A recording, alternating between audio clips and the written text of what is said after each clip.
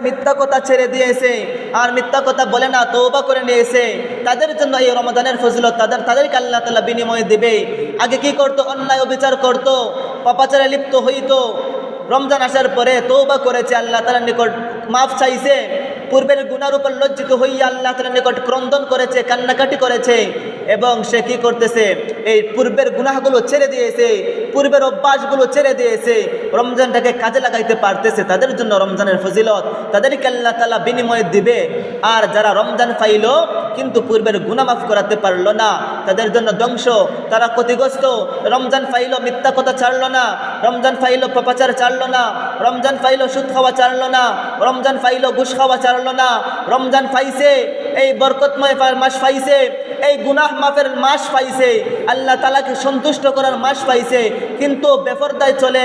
আগেও বেপরদায় চলতো, রমজান আসার পরেও বেপরদায় চলে, এই অভ্যাসটি ছাড়লো না।